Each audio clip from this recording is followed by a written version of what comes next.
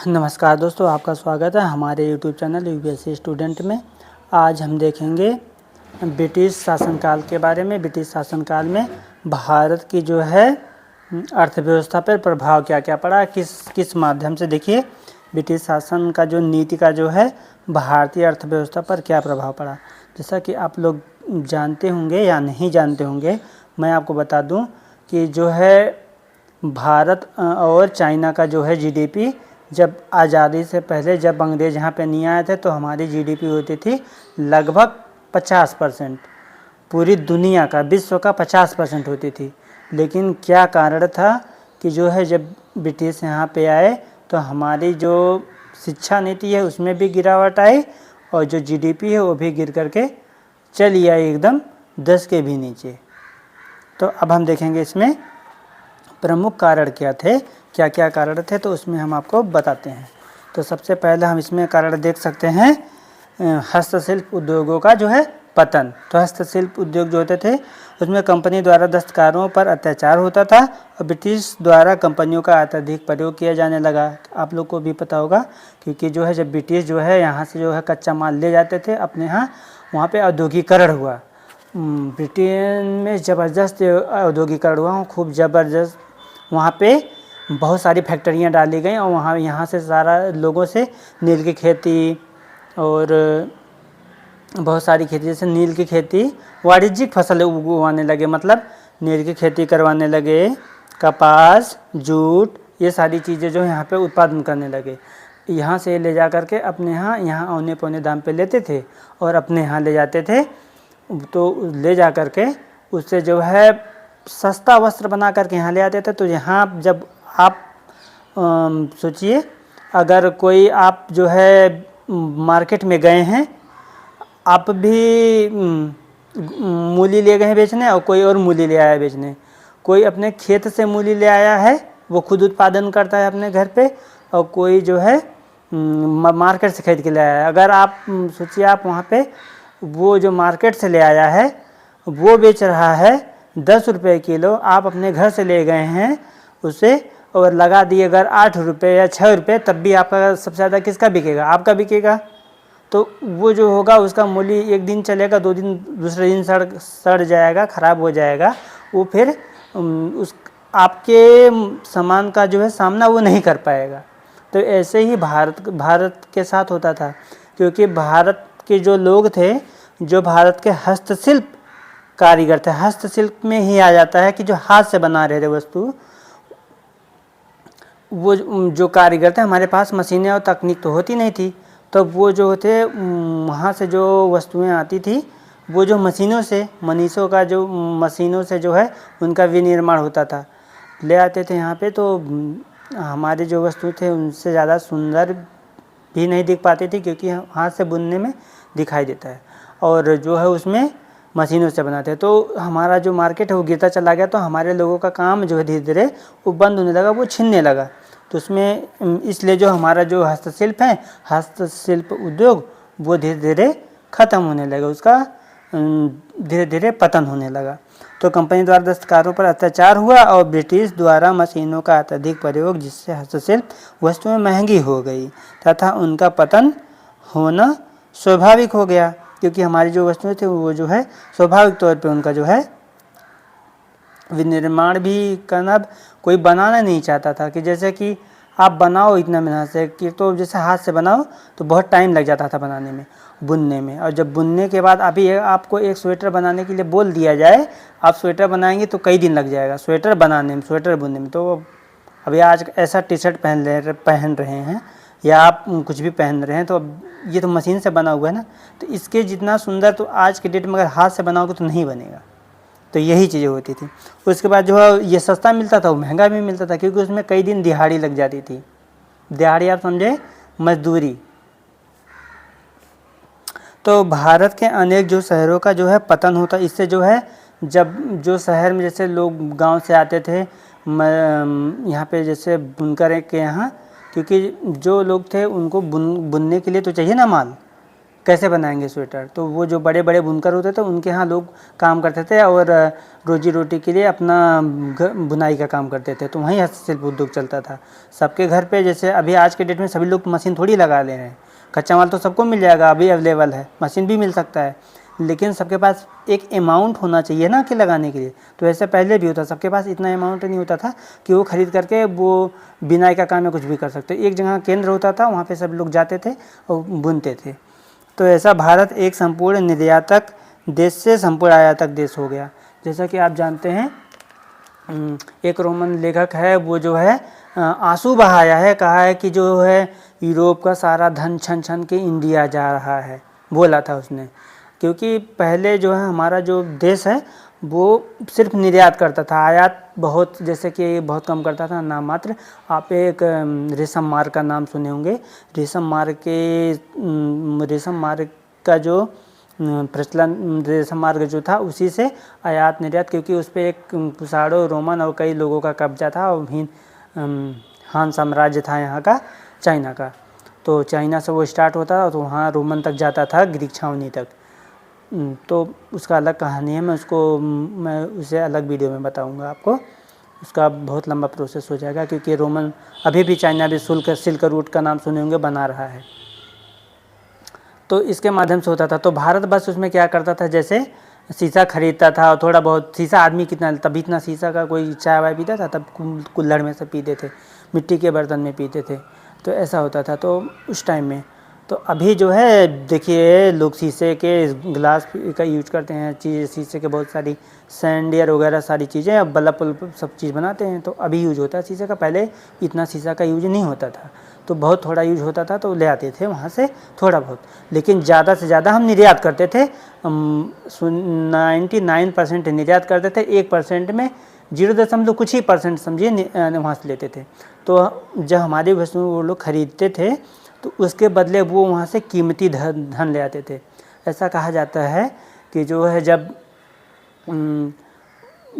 America का अगर खोज नहीं हुआ होता और इंडिया का, तो भारत जैसे या वो सारे देश बहुत बहुत पीछे होता अभी, और सारे देश जो अभी बहुत पीछे होते। ऐसा क्योंकि अमेरिका में जब इन्होंने खोजा तो वहाँ से बहुत सारा धन इकट्ठा कर करके वो इंडिया में ले आते थे। इंडिया से माल ले जा करके, जैसे यहाँ से मसाला ले जाते थे, काली मिर्च ले जाते थे, तो मसाले का ये लोग उपयोग कहाँ करते थे, जिससे ये लोग पहले मीट वगैरह, जो अभी मीट खाते हैं लोग, मुर्गा उर्गा का मीट ऐसा सब जो मीट होता वो फ्रीज का तो व्यवस्था नहीं था। तो जब मसाला लगा देते थे तो वो कई दिन तक जैसे ख़राब नहीं होता था। इस वजह से उसमें ज़्यादातर यहाँ से वो मसाले ले जाते थे, मसाले का प्रयोग वहाँ करते थे ये लोग। और तो यहाँ पे कीमती धातुएं छोड़ जाते थे, तो इंडिया कोई चीज़ खरीदता नहीं था उनसे, तो उनको कीमती धातुएं यहीं पे देना पड़ता था। तो इसी पे रोमन जो लेखक था उसने आंसू बहाया था। उसके बाद हम देखेंगे इसमें किसको की बढ़ती दुर्दशा। कृषकों की दुर्दशा कैसे बढ़ गई, जो कृषक थे उनके ऊपर भारी भरकम लगान लगा दिया गया।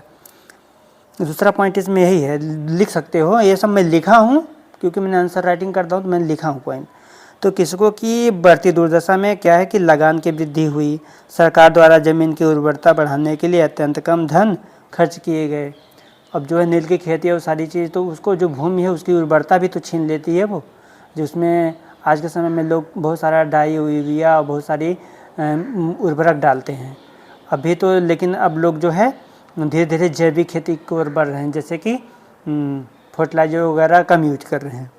फिर उसके बाद कृषि में जो है स्थिरता एवं उसकी बर्बादी होती थी। कृषि की जो स्थिरता नहीं होती थी, कृषि स्थिर नहीं होती थी अभी पहले जितना, क्योंकि जो है धीरे धीरे जो अंग्रेज थे वो नकदी फसल करवाने लगे। नकदी फसल में से गन्ना वगैरह ये सारी चीज़ें, गन्ना, नील और कपास, ये सारी चीज़ें, ताकि उनको नगदी वो जो है खरीद करके, क्योंकि यहाँ पे कोई और लेता तो है नहीं, वो ले जाते अपने यहाँ, उससे सस्ता माल बना के लाके अपने यहाँ से कम प्राइस में उठाते थे माल, और वहाँ ले जा करके वो ज़्यादा से ज़्यादा प्राइस में, हालांकि इंडिया में ही बेचते थे, हमारे लोगों से ही ले जा करके हम लोगों को ही ज़्यादा पैसे में बेचते थे। और हमारा जब, जैसे कि हमारे यहाँ का जो माल था पहले, क्योंकि हम लोग तो इतने जल्दी तो गिर नहीं जाएंगे, क्योंकि हमारे यहाँ का जो पहले माल बनता था वो हम जब विदेशों में ले जाते थे बेचने, तो हमारे जो हम यहाँ से ले जाते हैं, तो जैसे अगर यहाँ से आप कोई चीज़ इंपोर्ट करना चाहते हैं, मतलब एक्सपोर्ट करना चाहते हैं, मतलब निर्यात करना चाहते हैं, अगर यहाँ से कोई चीज़ आप निर्यात करना चाहते हैं तो उसमें आप देखेंगे ना कि भारत सरकार कुछ % हिस्सा लेता है।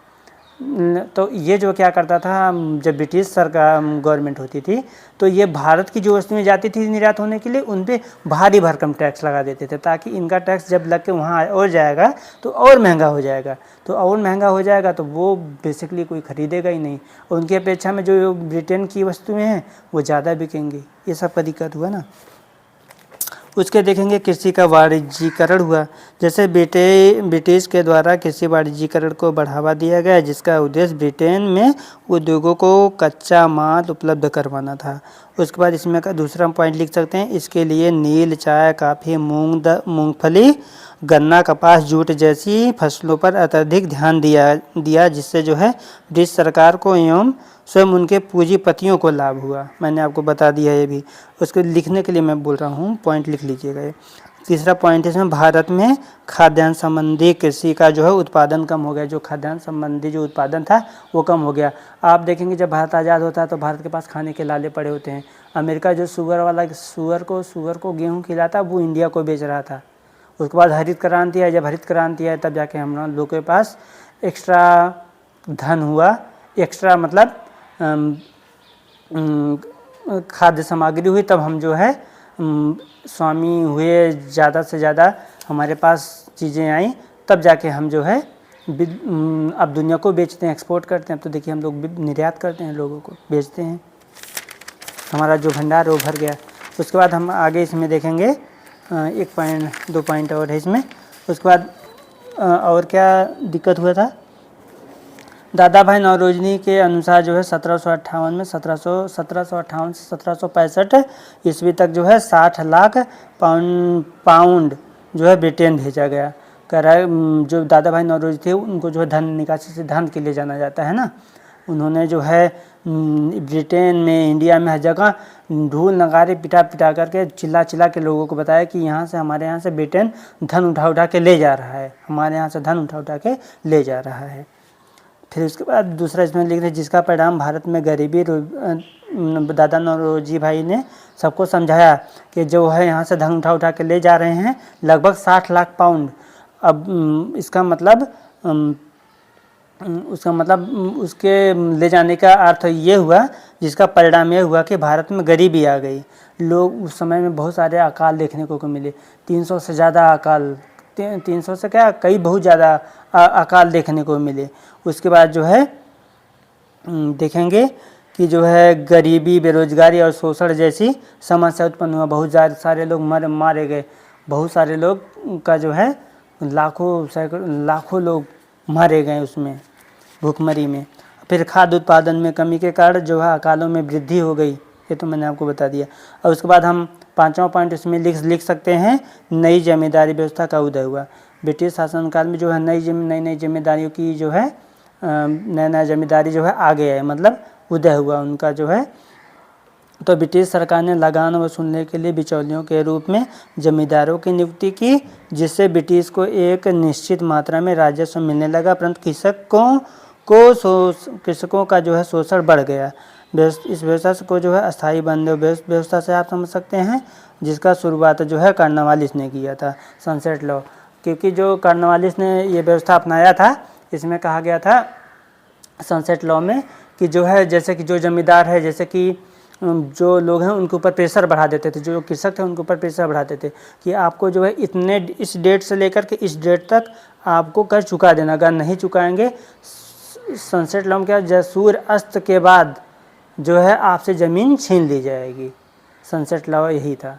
और जो है जो जमींदार होते थे उसमें क्या करते थे, वो जो कृषक थे उनके ऊपर प्रेशर बनाते थे उनका ज़मीन छीनने के लिए, और अपना जो उनका स्वयं का जो उनको कर देना होता था वो भी जो कृषकों से ही ले लेते थे। वो कृषक थे उनके ऊपर प्रेशर बना के उससे वो भी हिस्सा उनसे ही वसूलते थे।